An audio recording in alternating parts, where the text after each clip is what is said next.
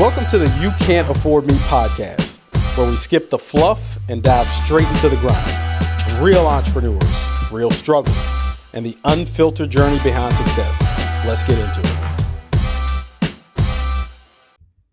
Hey guys, welcome back to another episode of the You Can't Afford Me podcast. So again, we're coming back to you with another virtual interview.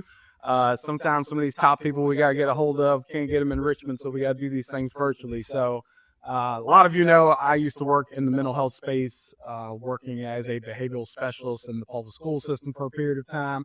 So there are a lot of things with the educational system and trainings and things like that I've become aware of. But today we have a true expert on the podcast who has a new book that's actually being released. So today we have on the podcast Dr. Keith Hubbard. How you doing today? I'm doing pretty good. How you doing, sir? Fantastic. So give the audience a quick rundown real quick, who you are and what you do. Hey, well, first of all, thanks for having me today. This is my first podcast, so this is a big deal for me. My name is Dr. Keith Hubbard. I am a 30-year veteran of the public school setting. I've done everything from teacher to instructional specialist to assistant principal, and director. And I am currently the chief academic officer of my own consulting firm, Hubbard Educational Consultants, where we work with different school districts, helping them realize their movement towards improvement. And, it's just, this is a passion of mine. I've always been intricately involved in school turnaround and school improvement efforts. And it's just something that is, when you find your passion, you're not really working. So, this is my passion. I don't feel like I'm working. I feel like I'm just trying to help out and share with the world. And as you mentioned, this book that we're going to be releasing soon is one that's strictly on leadership, and it's called The Principles. And so I'm really excited about this work. Nice. So take the audience back. What initially got you into the educational space? Why did you even start in this field? That's a very interesting question. So I graduated from Norfolk State in 1989. And I graduated with a political science degree. I was going to be a lawyer. At the time, I was cutting hair in a place where I got a lot of my education on life, which is a place called Seymour's Barbershop. And I was doing well cutting hair, and so much to the point that I didn't even use my degree. I just continued to cut hair. And I used to have lawyers that would come in and ask me if they could pay me for their haircut next week. And I'm saying to myself, you a lawyer, and you want to pay me next week? Is this really a profession that's making a lot of money? And that's when I had a lawyer explain to me, he said, it depends on the market you're in. So I continued to cut hair, and I started, coaching Little League sports, football and basketball. And I was coaching in an area of underserved population. And my players asked me one day, why did I talk to them like that? I said, well, I'm just using proper English. I'm just using the King's English, I said, I'm just talking like your teachers talk to you. And one of my players said, I ain't got no teachers look like you, Coach Keith. And I said, maybe I'll go into teaching. And so around about that time, I was also getting married. And if you're a barber, you got to work on the weekends to make money. Back in the day, you did. These new barbers, they don't work on the weekends. Yeah, they got different systems now. Yeah, but back then, you had to work the weekend to make money. And so I figured I would continue cutting hair, but go into teaching. And once I went back to Norfolk State, got into this accelerated program, got my master's degree in early childhood education, and had my first classroom in 1995. And that's really how I got into it. So what prompted you, like the consulting business you have now? Like typically you don't hear, like your business was the first that I heard as a consultant in the educational space. Because I think a lot of times from the outside perspective, we look at the public school system. There's a lot personally that I would change with public and higher education. But it seems like, if it's a state funded thing, it's a public school, it's going to run how it's going to run. So that seems to me like a difficult space to kind of get a footing in. So talk to us about why you even started that organization and problems that you saw that your team could solve. Well, first of all, it really came from my dissertation work. So I did my dissertation on school improvement efforts of schools and how they use their leadership teams to help them in improving the student academic achievement. And what I, found out was that from the research is that they really didn't involve them in what we call leadership pedagogy. And pedagogy is simply, the methods in which they use. They really weren't involved in that. And so I started thinking, like, NCLB came out and we see these wide gaps in student achievement. You see African American students scoring 50 points lower than their Asian and white counterparts, but yet they're exposed to the same curriculum. And so when I was a district leader and a principal, that wasn't the case. And so when I started looking at different places that I had worked and places that I've worked with, there'd be this common theme that people aren't just being coached in leadership. They're given the job and they're saying, go forth and lead. And I think back when I got my job as a principal, it was, okay, you're the principal, go forth and principal. There was no like one-on-one coaching. And so what led me to do this was I wanted to fill that void. Central offices don't have enough staff to fill that void. Like, you'll look at a central office and you'll have a director. Like, I was a director of elementary school leadership. I was responsible for 12 schools. Now, there's no way in the world I can provide coaching to 12 people and do my other job at the same time. You need assistance with that. And I think the more that you can coach, the less you have to evaluate. So I just wanted to write this book to get to do this work. And it's been successful. It's been a journey, but yeah, you have to know some people to get into that space. And the other thing is people have to be willing to let you in that space. It's kind of hard to sit here and say, I'm not doing well and I need help. It's kind of hard for people to have that, as I call it, remember the Titans moment when the coach from the white coach, Coach Yo's sister, Coach Boone, hey, man, this guy is kicking my butt. I need your help. And they then work together and they get help. I want to be that help for people. So that's really why I got into this piece, to be able to help folks, because I believe coaching is proactive and evaluation is reactive. And we do a lot of the reactive without doing a lot of the proactive. So that's why I got into this space. So on that point, like, you would think, like, teachers, principals, superintendents, these are all people that have been tasked with developing the next generation of leaders and workers.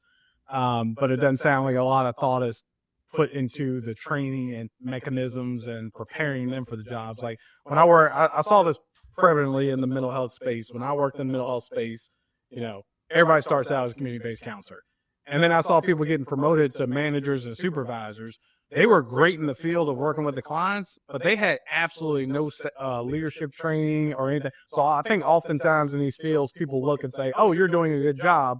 Next step up for you naturally is a leadership position, but they're not being trained. Do you see that? And is that one of the main missions with your organization, is to change that narrative and make sure that these things are getting done well in advance versus just plopping people in these positions? Absolutely. Because we are a nation at risk right now. Most businesses want to build businesses where there's an educated workforce, because they need someone to be able to fill the positions once your business is there. And what we're seeing right now is that students are coming out ill prepared, and you can trace that all the way back to their elementary school and their middle school and their high school experience. And so one of the ways we change that is through affecting the leadership. I cannot be a principal for every school, but I can work with a lot of principals to help them become effective principals, transformative principals for that school. And that's what they need. The principal is so important to the schools that it is our responsibility to pour into them, to help them with these leadership tasks, because leadership is different. And like you're saying, you're teaching and you're a great teacher, 9 times out of 10, they snatch you up to be an assistant principal. And then you go from that route to being a principal. And in every level of the school system, Samuel, there is a coach for that position except for the principal. There are teacher coaches, and teachers have other teachers to work with. The principal coaches their assistant principal. But then when you get to the principal level, where's the coach? Yeah. It's not there. And you're just assuming they'll be a good principal. They know what to do. And that's not always the case. Trust me. In my book, I talk about situations where I failed and had to learn from my failures. And that's when we learn. But sometimes people aren't given the grace to be able to do that. My goal in my life right now, the impact I want to make is I want to stop them from making those mistakes by providing them with that coaching they need. So that's where everything comes from in my company. You know, my company stresses excellence, equity, and empathy. And excellence for us comes from professional development, professional learning. Empathy comes from understanding where the person is and helping them chart a course where they need to be. And equity comes from giving everybody what they need to be able to get a bite at that apple. And so that's the lens we work from. And so, yeah, it's exciting work. So let's get into your book a little bit. So this is focused on leadership principles for principals. Let's kind of go into that and keep it tight here for a second. What about your book is making this? Because like when I first got into business for myself, like John Maxwell is the first author that I ran after. Like easy. We were in schools too. Yeah, easy. The utmost authority figure on leadership. I think he's written 20, 30, 40, 50 books, something like that. Okay. Yep. What is a principal going to get differently reading your book than they would a general John C. Maxwell leadership book? That's a great question. So, first of all, I write my book from the preface as I talked about the principal being a central, important figure to the success of the school. And so I use the parallel of the quarterback in the NFL. Big sports junkie, love sports, play fantasy football, coach sports, play sports. And you're a Cowboys fan, but we're not going to hold that against you today. Hey, that's all right.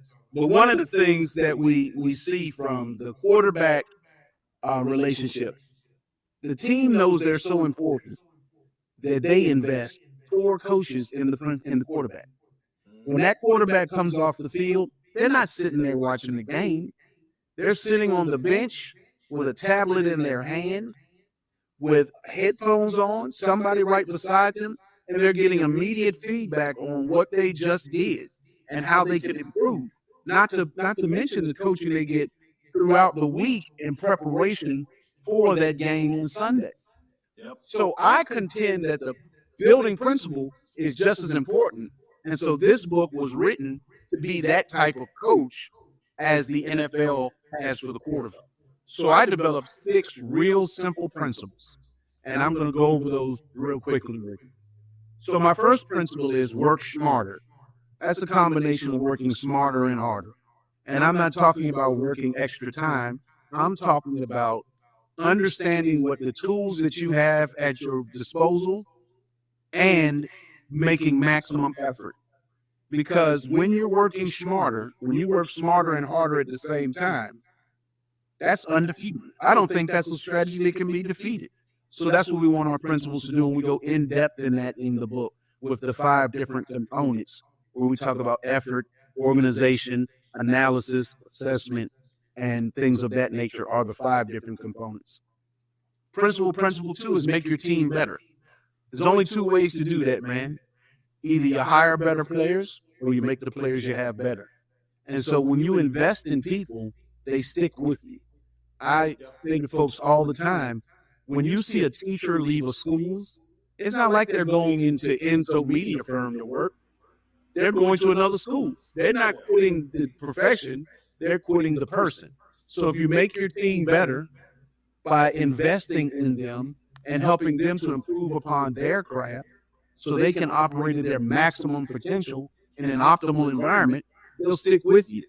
let me pause you right there on that principle real quick. So, like, Steve Jobs is like the GOAT entrepreneur to me. He's probably the entrepreneur I've studied the most. And when he took Apple to the next level and made it the behemoth it is today, he had one principle in mind. I want to hire the best possible talent that I can in the world. And that's what elevated Apple to the next level. It wasn't the invention of the iPad or the new MacBook or anything like that. It was just getting the best people.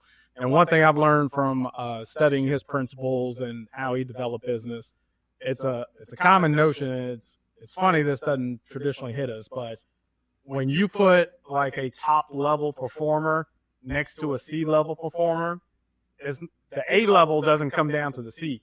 The C comes up to the A. That's right. They feel the pressure and see, oh, this person's on a whole nother level, and that mindset starts to rub off on them.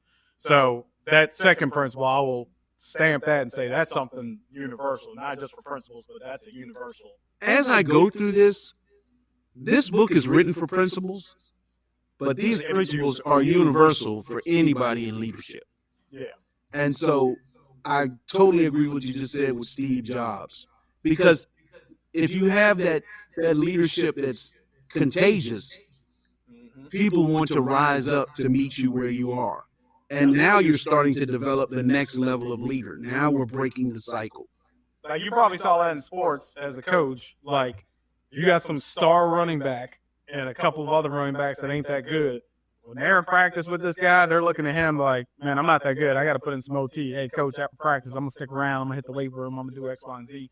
It just naturally brings you up to the next level. So, yeah, and that's one of the things, in my book, I talk about stories and I use real-world examples. Kobe Bryant is one of the people I focus on in my book and what he talks about and in that principle of work smarter. Kobe Bryant talks about he went through a whole season of playing basketball and didn't score a single point. He said not a free throw, not a layup, not anything. This was in middle school or high school? He was like 11 years old, and he didn't score a single point. And he realized at that point, I got to work hard, and I've got to have goals to be able to meet what I want to be. So that's one of the examples in the book. I'm not going to talk. It's a really good example, so I want you to read the book and find out about it. But then, if we go on to principle 3, one of the things I think people are afraid of is data. But I tell people all data are good data. But are you willing to accept the story that it tells? And not just accept the story that it tells, but what are you going to do about it once it tells you that story? See, we know how things are going. When you look at school systems, they know before the SOL tests come out how they're going to do. The question is, how did you respond along the way? And so I want them to make sure that they are, and all data are good data, creating data, analyzing data, adjusting based off what the data tells you, and moving forward. I tell them that's something the average person moves past. You even take, like, I listen to a lot of personal finance podcasts and read books on that. And a lot of people that are in, like, massive credit card debt, they will not open up that app and look at the balance. Yeah. Like, to them, it's like out of sight, out of mind. I don't want to know about it. I know this problem exists, but I don't want to analyze it. The people that get out of debt are the ones that are looking at their credit score every single week. They're looking at, okay, I just paid this off. What's the interest rate on this? The more data you have in any business, the better you can perform. The schools that get out of accreditation jail, as I call it, of not meeting what they need to meet, are the ones that are really looking at their data truthfully, adjusting and making those critical decisions that sometimes make people a little upset. I mean, I'm sure you get upset when you look at that credit card debt, but now that you've been upset, now that you've cried about it, now that you've screamed and yelled, what are we going to do? Because the situation is still the same. So all data are good data. Fourth principle, seeing is believing. If you see something, you don't have to try and infer to make it be something else. Because I firmly believe, and this is where I talk about the power of observations and feedback. When you give an observation, what you see is what happened. And you have to give feedback on what you saw. And if you see a behavior that's not right and you don't address it, behaviors you don't address are behaviors you condone. And so you have to work at that. And so that's another one of the principles. The fifth principle is relationships that matter. Now, I love this chapter because people talk about relationships matter, relationships matter, relationships matter. I put that little caveat in there, that on purpose, because relationships that matter are built off of honesty, trust, and respect. And you should. I never went into a school as a building principal, or as a district leader, or even as a teacher to make friends. I went in there to do my primary job. The reality of the situation is I've made tons of friends in that world. But I went in there with the mindset of my job is to either bring these students up, to help develop these teachers, to put people in a good environment. And so when you have relationships that matter, when you're honest with people, they respect you. When your yeses mean yes and your no's mean no, they respect you. And so that is paramount to building a good organization. We have to be honest with one another. And I want people to be honest with me. We just have to build that. I think that's also one thing that really deters a lot of people from a position of leadership, is because they're not willing to face topics like that in the face. Like, I've openly told my staff before, look, bro, I had friends before you came here, and I'll have friends after you leave. I didn't start a business to start a best friend club. Like, we're all here for a specific purpose. Now, I want us to enjoy our time together, have fun, and do some effective things and move forward. But I'm not going out with you to a show on the weekend and doing all this stuff. No, we have a task at hand. I think too many people that aren't leaders that are put into a leadership position, they kind of default to that in terms of like, oh, if I can just get these people to like me, then they'll follow me and do X, Y, and Z. But if they don't respect you, if your character's not at a certain level, if your leadership qualities aren't there, they're not going to respect you. They're not going to follow you. They're not going to stick with you. You're absolutely right. And in leadership, if nobody's following you, we don't call that leadership. Call it taking a hike. So that's just the way I operate. The final principle is follow the plan. We spend so much time investing in writing plans, developing plans, bringing people around the table to create action steps and SMART goals, but then we never follow that plan. So in the great words of Mike Tyson, everybody got a plan till they get punched in the face. So if you're not following your plan, how do you know it can be successful? So let's make sure that we spend time following the plan. And that, in essence, is my book. It's an easy read. It's very applicable. You can easily apply these things. And one thing I say at the end of the book as a leader, it could be principle 7, but I don't have 7 principles. It's just that you should always offer help. As a leader, always be willing to offer help. People respect leaders that not only point out what's wrong, but offer help to make that wrong a right. Yes. And that's even on a subsidiary level. Like, the people that I've worked with vested my companies over the years, I hate when people come to me, if a staff member comes to me and says, Sam, we got this problem. Okay, what's the solution? Like, before you come to me with the problem, I need you to have already thought through, how can we resolve this? So like the team members that I've had perform here the best are the ones that come to me and say, hey, Sam, we had an issue with this. I've already fixed it. Here's how I took care of it. Yeah. Like, so on the leadership side, like, I've always made it apparent to staff, and I'm not saying I'm the model for this or anything, but from what you're talking about, these are some things that I've noticed and picked up on. I've always made sure that my staff sees me getting my hands dirty. Like, I never wanted to leave from this chair. I always want to be out in front. Like, you know, you look at back in the old days of war, let's talking like the 16 and 1700s or even before that. The king or the leader of that army, he wasn't in the back of the crowd. He was right in the front leading the charge. That's right. And the kings and empires that weren't successful were the ones that were sitting on their throne just pointing the finger. That's right. Versus the ones that were actually on the battlefield with their team. If you look at the movie, one of my favorite movies, because in this book I talk about movies, I use sports, I use rap music, I use a lot of things that people can relate to show these examples. But in the movie The Gladiator, they fought for Maximus because he was on the field with them. And if you look at the battles, you see people getting ready to kill Maximus, that other people come up and sacrifice themselves for him. Because leadership is contagious. And if it's great leadership, I don't think an organization can be all that it wants to be without great leadership. Leadership is important, and leadership is a verb. It's not. You can't lead from your office. That's the same thing I tell building principals all the time. If you're in your office all the time, people will find a way to occupy your time. You want to be in control of your time. So where can you make the most impact? And that's what I'm talking about. Yeah, and going back to the sports reference, like you look at, we're both football, NFL teams. You look at like when they're analyzing these teams and they're talking about who's going to go to the Super Bowl this year before the season even starts. One of the first things they're looking at is who's the leader in that locker room. That's right. And you look at certain teams like right now. Let's take the Jets for instance. I don't know who's going to lead that team. There's no way they're going to the Super Bowl if they don't have a clear and defined leader. And even on each side of the ball, you need. Like I'm a Pittsburgh fan. We just got that new big contract. Oh yeah, T.J. Watt. Like he is the leader on defense. Like it's extremely clear.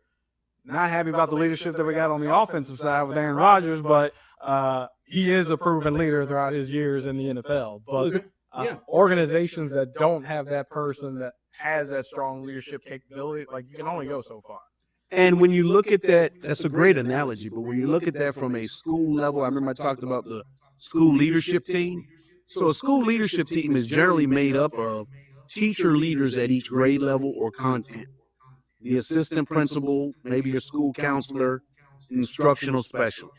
So you have different people that are leaders of other people within that. So just like you said, the leader on offense and leader on defense.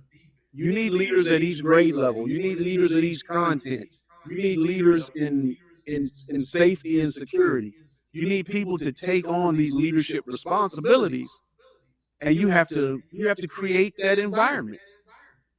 And I always say leaders should empower, trust, and then verify. That keeps you from micromanaging. So if you empower people with the tools they need, you trust that they're going to get the job done, but you verify that they're doing it, that's a perfect tenet for leadership. So, that's what this book tries to do, and that's what our company does when we go out to work with schools. Love that. As we wrap up here, tell people, so first, as you've broken that down, I would encourage everybody, I don't care if you're in the school system or not, this is a book that you want to read if you're in a position of leadership, if you're aspiring to be in a position of leadership. I'm real big on one of the best gifts anyone can ever give me is knowledge. So like when somebody comes by and they give me a book, they're like, hey, I know this is where you're trying to grow. Here's a book. So I'll definitely be buying some copies and sending out to some of my mentees on this piece. Talk to us about the book release. When's it coming out? Where are people going to be able to get this book? Well, you're going to be able to get the book on Amazon through KDP. You'll be able to get the book directly through my website, which is hubbardec.com. I'm going to have a couple of book signings that are going to be advertised, but I expect the book to be out by next Friday. What's the date on that? Just so when August 1st. August 1st. August 1st, there is a target date for this book to be released. You can follow me on Facebook. It will be on Facebook and Instagram, and it'll be out there for you to see. And I just love for you to get this book and put it in the hands of somebody that wants to be successful at leadership. I wrote the book to make an impact, and I truly believe if you read this book and you're a leader, you will become a better leader. Last thing as we wrap this up, if someone who's listening to this right now is a principal, they're entering that level of their career where right now they may be assistant principal and moving on to that principal role, what would be one thing that you'd want them to take away from this podcast today? Don't minimize your impact. Understand that you can change culture by the way you do your job. When we talked about at the beginning that effort is contagious and working smarter, if you go in there and you work smarter and harder, when I went into my building, it was nobody's going to outwork me. I'm going to show them that I'm here to do this job. And if you go into that school with that mindset, people will gravitate towards you because they'll see what you're doing and they'll emulate your behaviors. Love it. All right, you guys heard it here. coming out August 1st. Get it on Amazon. Go directly to the website, purchase it there. Dr. Hubbard, appreciate you being on the podcast today. I appreciate you having me. This was fun. Absolutely. We'll see you guys on the next episode.